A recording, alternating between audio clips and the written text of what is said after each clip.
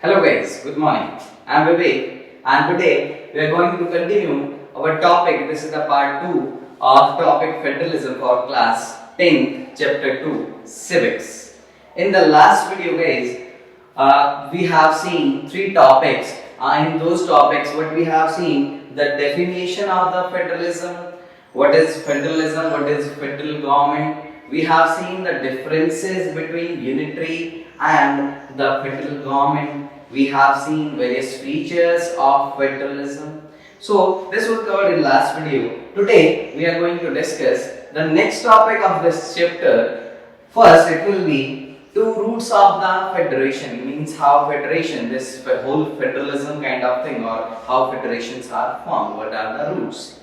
Next we'll see features of the Indian Constitution. We'll do a case study of Indian Federation, I beg your pardon. Features of Indian Federation we are going to discuss.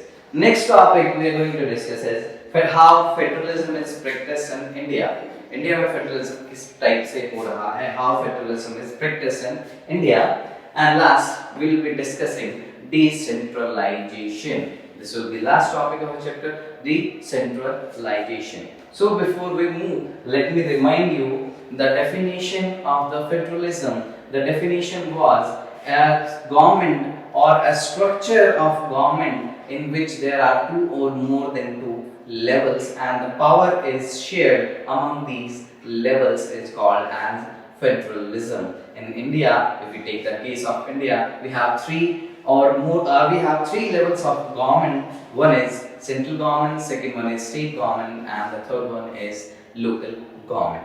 So let's start our topic for today, how this federation is formed, what are the roots of the federation. Guys, basically there are two roots to forming a federation. Federation you can consider as a group of states or group of small states, how like a big country is divided into small states, how small states come together to form a big state. So these are the roots of the federation, and we have two roots as of now. We have coming together federation and we have holding together federation. Coming together and holding together federation. Let's see what is coming together and holding together federation. The examples for these will be, for coming together we will see the case of USA, and for holding together we will see the case of India. First we will see USA, that is coming together.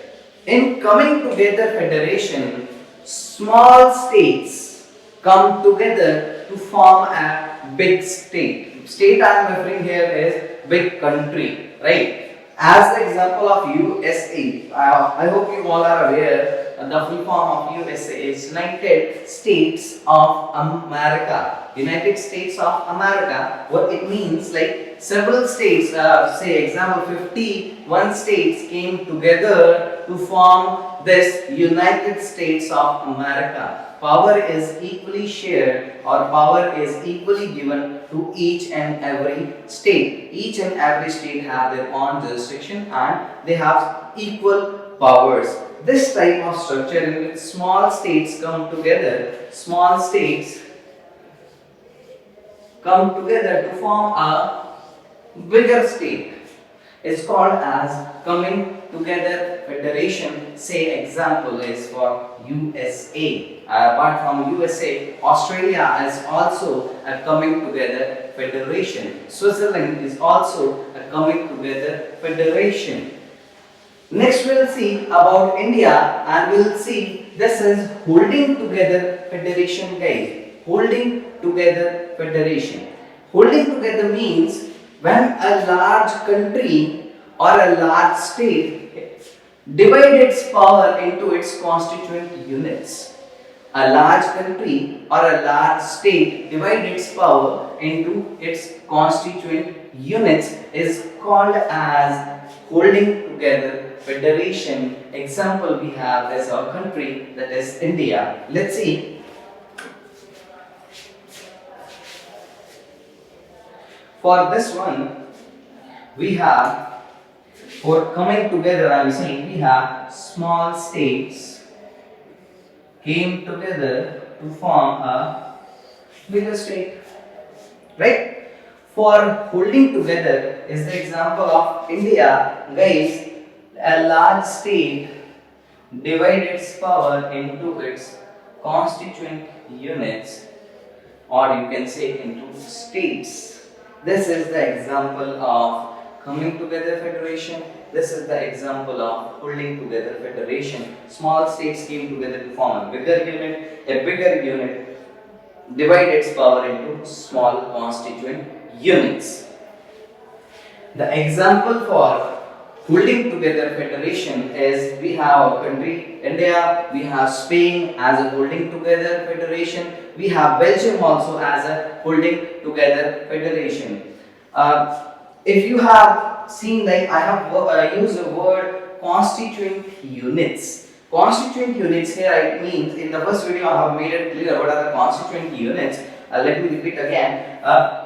And by saying constituent units, what I mean is small states. Small states, as I have said, like a bigger country, a bigger federation divided power into small constituent units. So you can say India, a central government in India divide its power into small states like in Haryana, like Punjab, UP, Bihar, West Bengal. So the power is divided into small states. So this was the basic difference between coming together and holding together. In coming together, all the states have equal powers, but in holding together, it is not necessary that all the states do have equal powers. In fact, central government have a bit more power as compared to as compared to state governments. As in the case of India, like central government do have more power, state governments have a bit less power, and the local government has also a bit less power than the state government.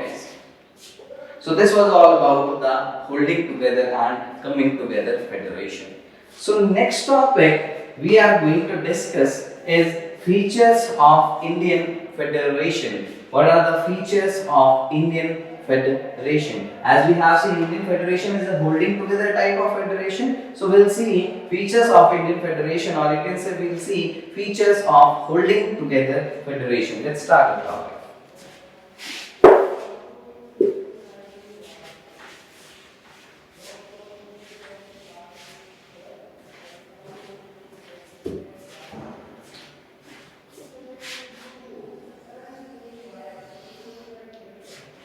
The first feature of Indian Federation. The first feature of Indian Federation is it has a three-list system. Three-list system, a very important topic, guys. Three-list system, or we can say three-fold distribution of powers among central and state government.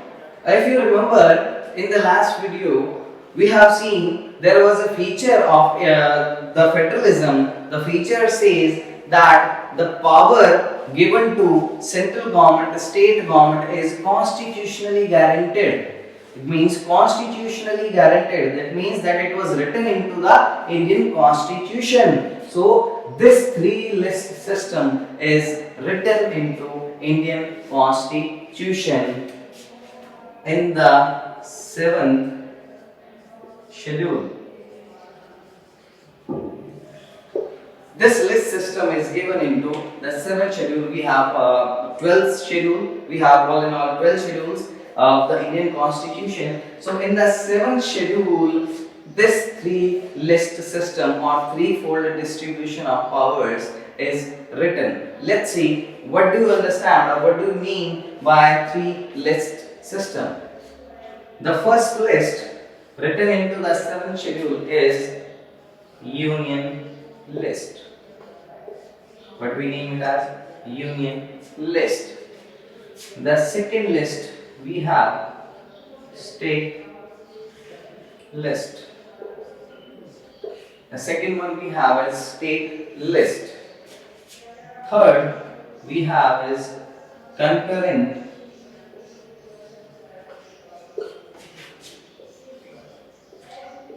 List. Third we have is Concurrent List. There is another, the fourth one is residual list. This is the fourth one. We'll discuss these three now. We'll see residual list later. Union list, guys. The first list we have mentioned in our constitution is union list. In union list, we have subjects that are under the jurisdiction of union government, or you can say under the jurisdiction of central government. I'll give you an example. I hope all of you have heard about, we have Indian Army, we have Indian Navy, we have Indian Air Force. We do not have like Haryana Army, we do not have like Punjab Army, Punjab Air Force, UP Navy. We do not have such type of structures, but we see, like, we have Indian Army, Indian Air Force, or Indian Navy, because army or the subject related to the defense of the country is under this list, or is mentioned as a subject in this list, because the jurisdiction is of central government when it comes to the topics of national interest. Union list. So all in all, you can say union list is a list which defines the powers of the central government. The things, the subjects which are under the jurisdiction of the central government comes under union list. Next we have state list. So as the name suggests already, state list. So the subjects which are under the jurisdiction of the state government comes under this state list, or are written in this state list. As we have given the example of army, that army, the jurisdiction comes to union list, or jurisdiction comes under union government. Same way we talk about police. Police we have is under state jurisdiction. That's why we have like Haryana police, we have Punjab police, we have UP police, right? So the matter which is under the jurisdiction of state comes under state list. The example here I have given was of army. This is regarding police services. Next we have concurrent list, guys. The third one we have is concurrent list. Concurrent list do have the subjects which are of common interest to both central and state governments. The topics which are of common interest to both central and state governments, say education. Education is the example of subject which is under concurrent list, because it has the interest for both state and central government. That's why we have like Central Board of Secondary Education is there. Because education comes under concurrent list, jurisdiction comes under state central government also. And for states we have state boards, like for Haryana we have Haryana Board of Secondary Education, because education comes under concurrent list. But there is a case like in what about if there is a conflict between state and the central government regarding the subjects of the concurrent list? If there is any kind of conflict between state and central government regarding the subjects of the concurrent list, guys, the power of the central government prevail. Yeah, the power of the central government will prevail. So if there is a case of conflict, central government will win. So the matter over here is, example you can say, is education. So this was the threefold distribution, or you can say our first feature of Indian Federation, three list system. In the seventh schedule we have this list. First one is the union list, in which jurisdiction is of central government, for example army. We have second list, state list, and the jurisdiction subjects are under state, such as police services. We have the next one is concurrent list, where both state government have and central government have common interest. Let's say example is education. Next one we have another list that is called as residual list. Residual list, as the name suggests, the subjects which are not included in any of these three lists either neither it's in union list or nor in state list nor into concurrent list. So the subjects which are remaining or which are not written in these three lists are considered into residual list, because these three lists were prepared at the time of the independence, when India got independent, when we were preparing our constitution. After that, like, there are some certain other topics which were, or certain other technology which were not developed at that time. For example, IT, you can say computers, information technology is a subject which was mentioned into the residual list. And who will make laws for the subjects in the residual list? It's again central government. So you can say the jurisdiction on the subjects of residual list is in the hand of the central government. As I have given an example is IT, information technology, right? So this was the power sharing distribution, or power, how power is distributed among central and state government, and it is constitutionally guaranteed, means there is a three list system written into the Indian constitution. So next we have, guys, we'll move to our second feature of Indian Federation: special status to some states. Special status to some states.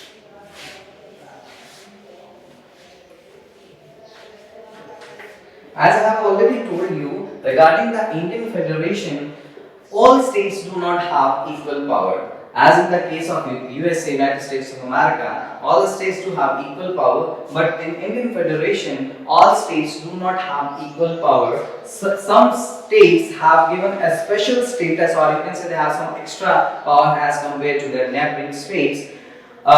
I hope all of you have heard about the abrogation of the Article 370. Before that, Jammu and Kashmir do have a separate constitution, they do have a separate flag, and they were having a special status under the Article 370 of Indian Constitution. Not now, because it is abrogated by central government.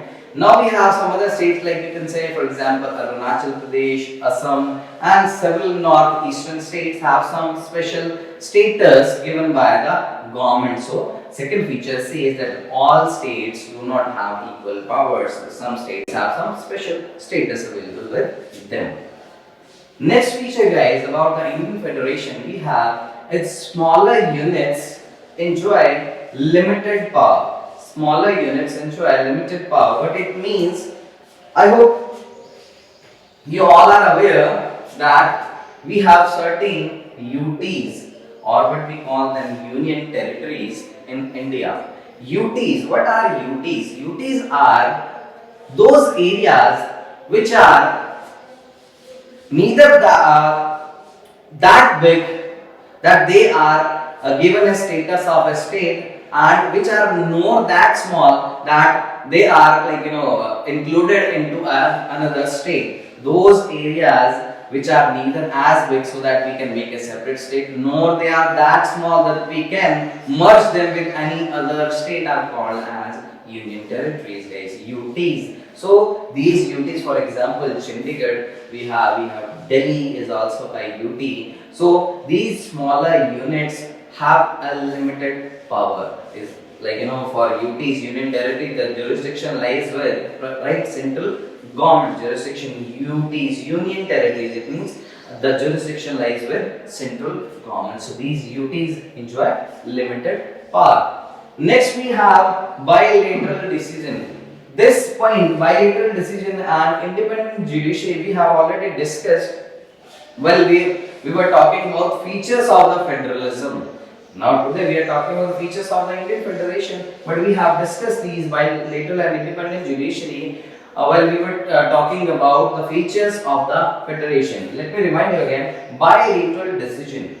This whole power sharing arrangement, this list structure, guys, if central government wants to change the structure, if central government wants to make some new power sharing arrangements, they cannot do it unilaterally. They cannot do it unilaterally. Only parliament cannot pass such laws. There should be a consent between center and the state. Consent should be between center and the state, while if they want to make any change in power sharing arrangement. So we can say bilateral decision will be there, not unilaterally. For parliament to make any change in such type of power sharing arrangement, they have to pass the bill with two-third majority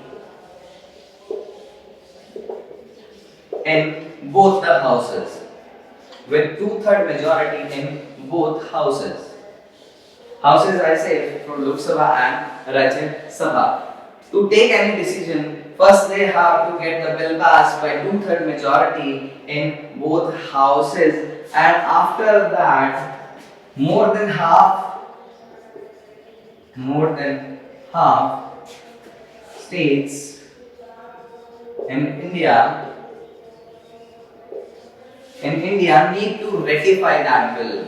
They also need to approve that bill. Then and only then the changes can be amended, or you can say the amendment can be passed if they want to make any change in this power sharing arrangement. First, they have to get it passed by two-third majority from either of the from each of the houses, that is from Lok Sabha and Rajya Sabha. After that, they have to get it passed from more than half states in India, right? So that's how bilateral decision is taken into Indian Federation, which was our fourth feature.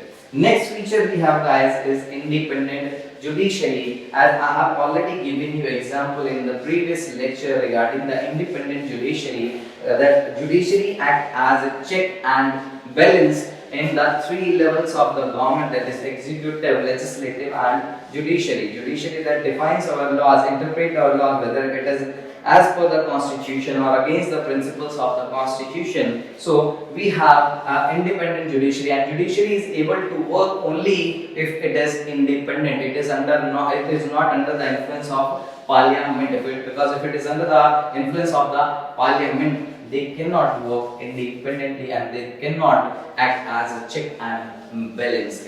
So last feature of our Indian Federation, what we have was that we have an independent judiciary, guys. So this was all about the features of the Indian Federation. Next topic we have that how federalism is practiced in India.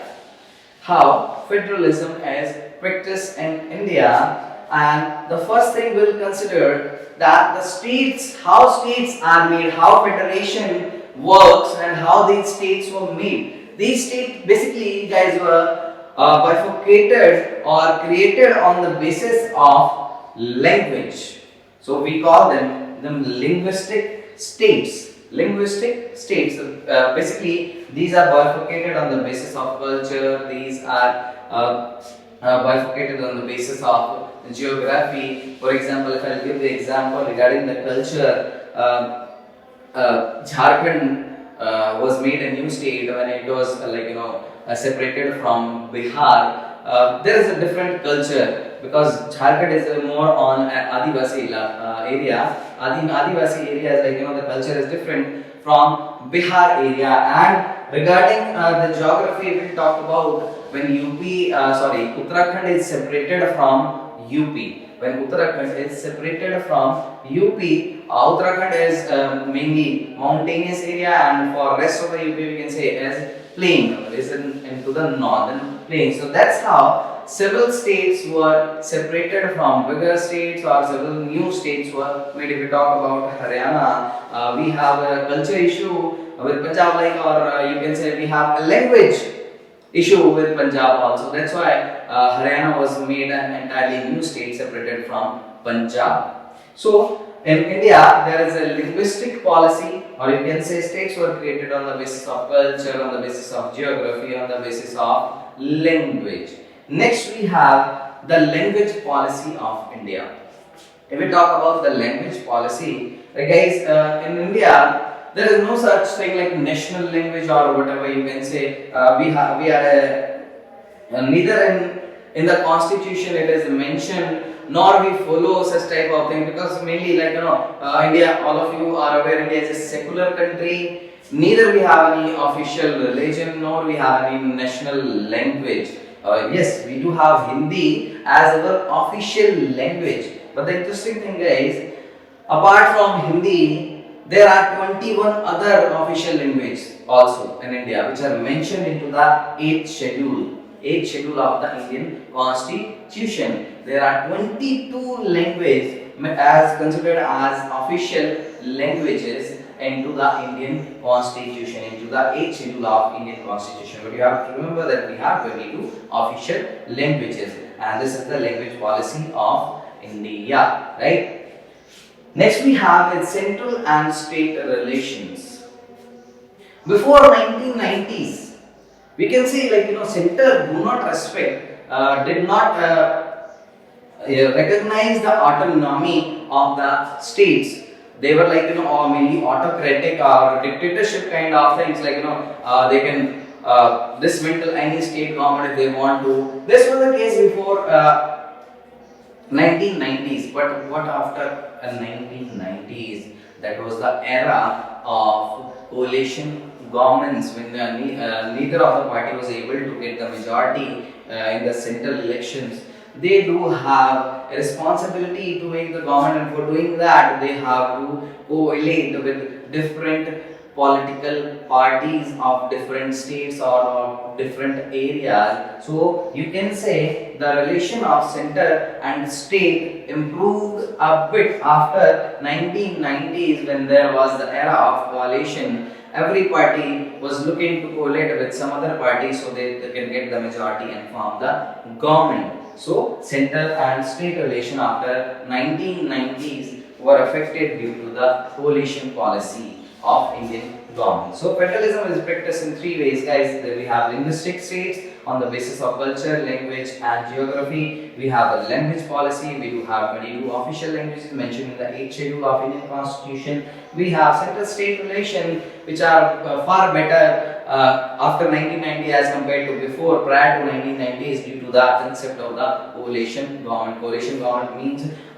more than two political parties or two political parties come together to form the government to get the complete majority, right?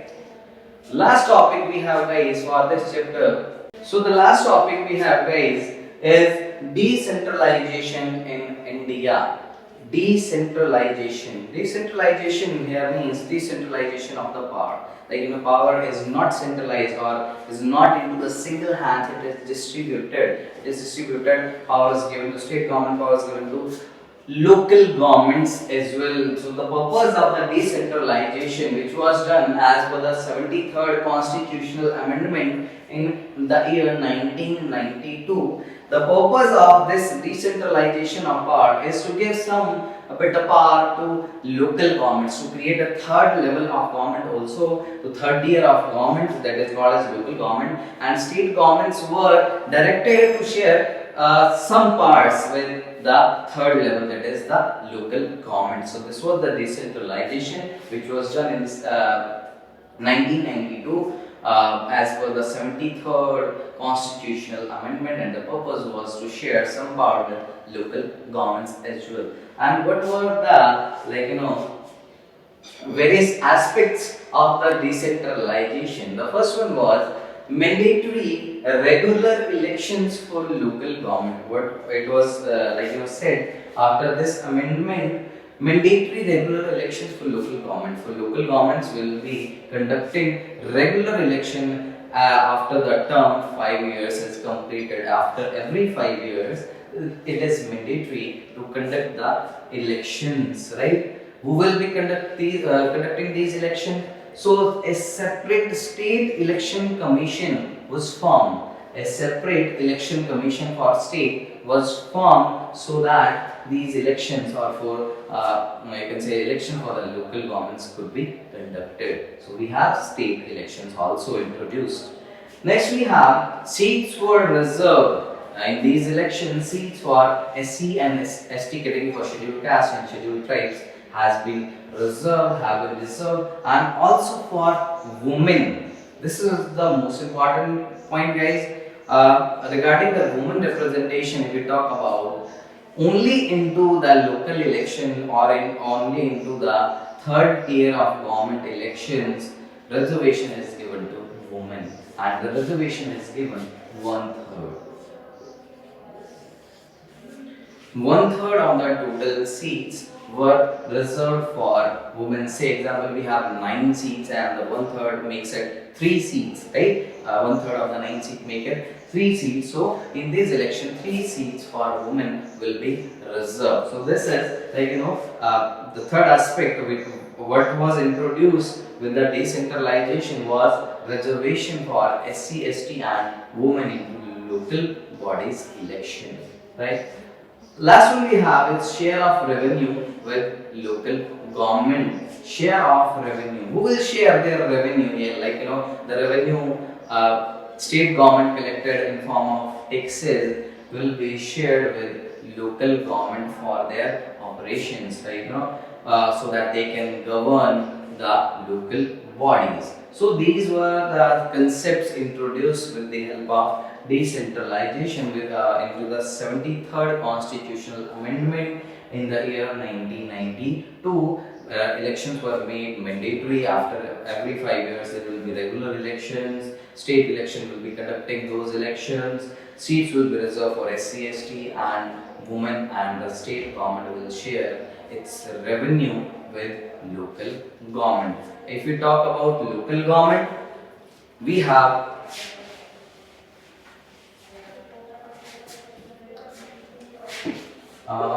local government in rural areas and local government in urban areas.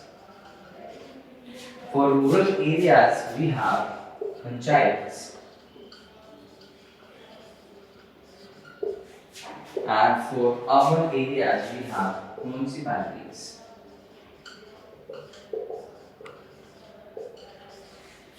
For urban areas, we have municipality, and for rural areas, we have panchayats, right? And if someone asks you which institution is the apex body of local government, so we have Zilla Parishad. We have Zilla Parishad. Zilla Parishad at district level, we have block samiti and block level, and we have panchayats at village level. We have panchayats at village level. The local government in rural areas, you have 3-tier structure, guys. The top one is Zilla Parishad at district level, block samitis at block level, and panchayats at village level. So this was the decentralization in India, in which power was shared with local government. So that's all with this chapter, guys. I hope everything is clear to you. Thank you.